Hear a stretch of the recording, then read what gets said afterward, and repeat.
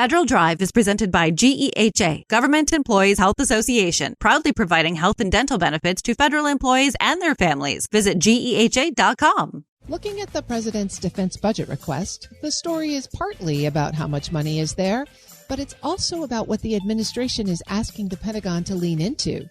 Meanwhile, shutdown-related delays at DHS are testing contractor resilience in real time. Jim Carroll, CEO of the Professional Services Council, joins us to walk through the real-world impacts. Good morning, Jim. It's great to have you back. Good morning, Terry. It's always great to be back with you. Well, let's talk about the president's budget. It came out a couple of weeks ago, but people are still perusing it, scouring through it. I know a lot of PSC's members do business with DOD, so let's start there.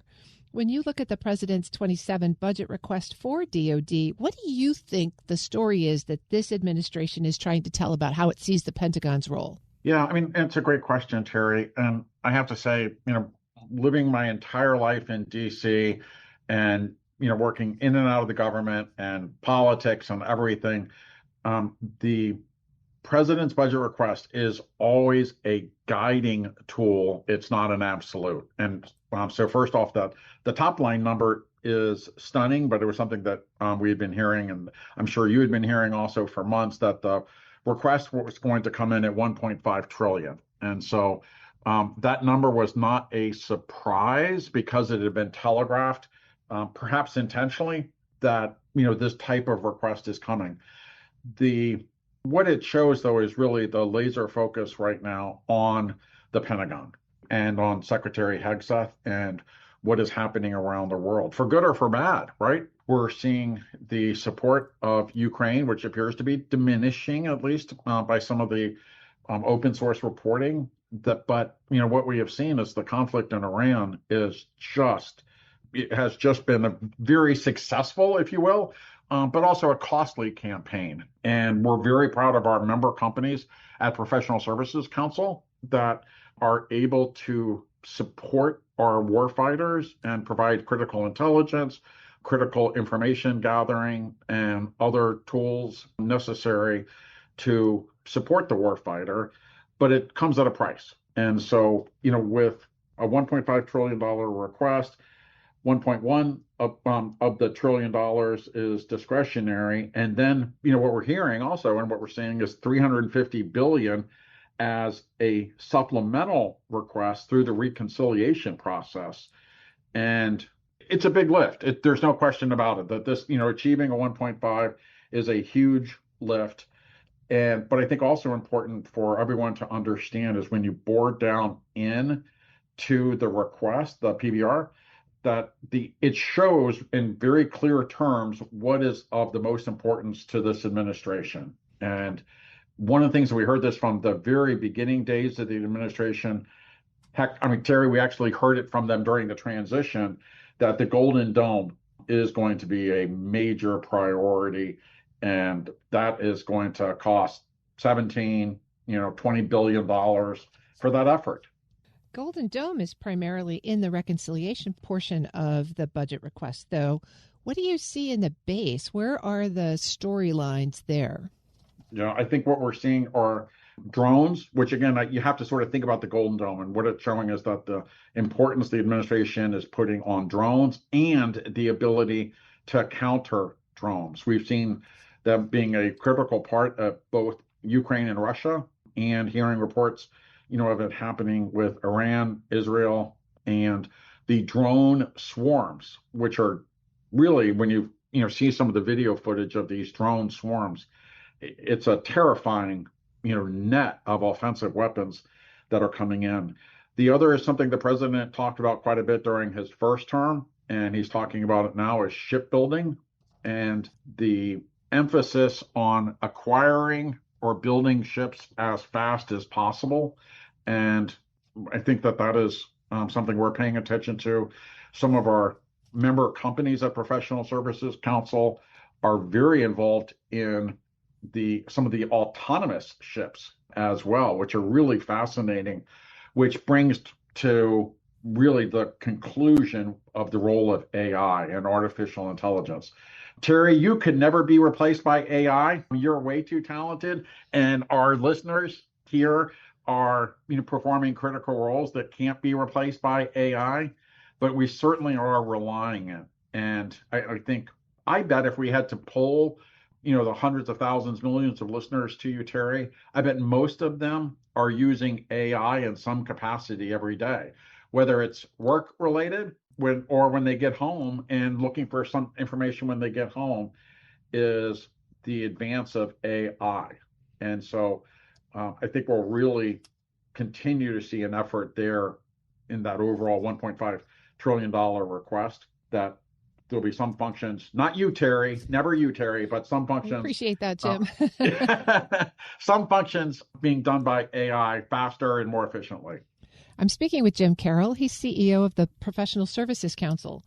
Jim, I want to switch to the other big agency that a lot of your members support, and that's NASA.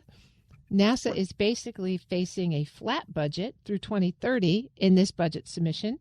In practical terms, what does that mean they have to choose between? I think like most Americans, I'm still riding high from Artemis 2.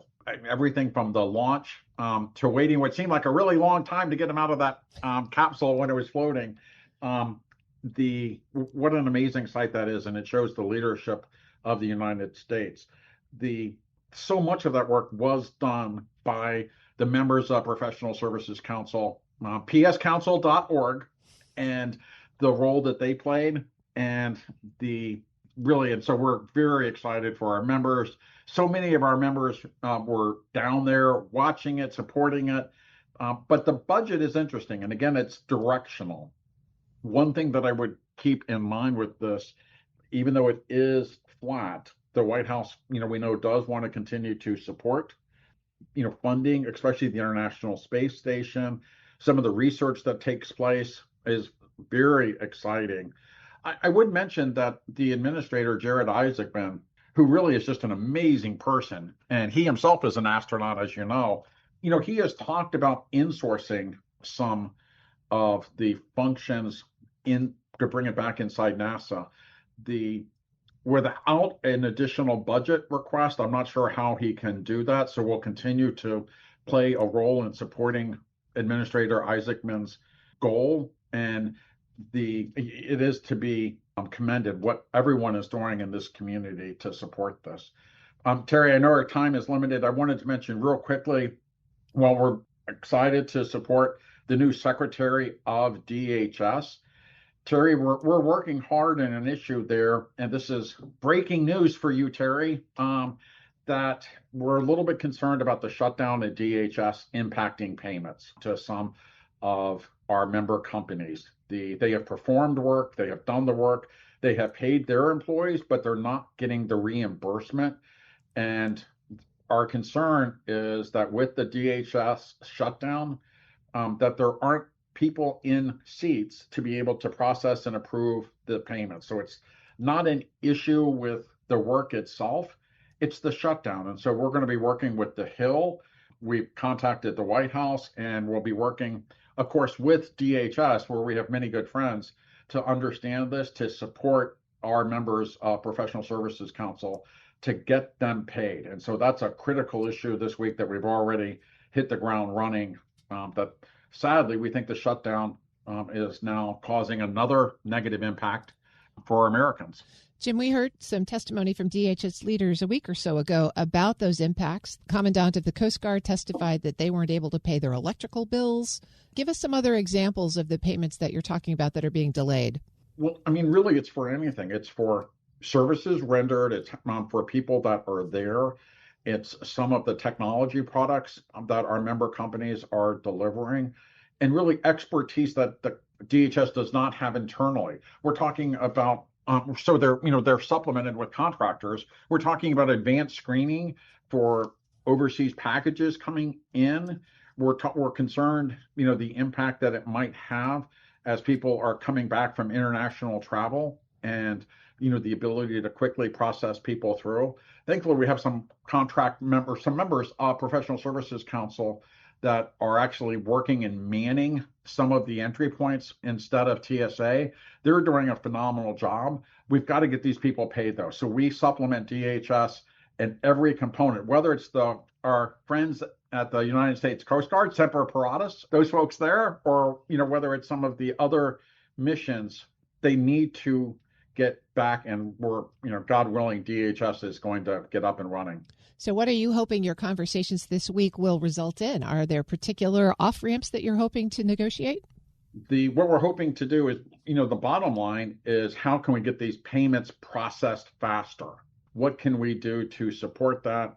If Congress cannot fund DHS, how can we get these payments, these reimbursements made, so that these companies can continue to survive? And that's, what we're talking about is the survival here. If they're not getting paid, eventually, it becomes a very serious issue. And just like the Coast Guard is having trouble paying their electric bill, the same is true. Unless they're paying these contractors, it's going to present a true bottom line effort. And so again, we think it's just a processing problem, that there's not a butt in seat, excuse my language, to process that payment. So if we can get at least those functions temporarily moved so that people can get paid, that would be a wonderful outcome. And so that's what we're working on in addition this week. I've been speaking with Jim Carroll. He's the CEO of the Professional Services Council. Jim, thanks as always. We'll keep our fingers crossed for your success. Thank you. Same with you, Terry. Have a great week. We'll post this interview at federalnewsnetwork.com/Federal Drive. Subscribe to the Federal Drive wherever you get your podcasts.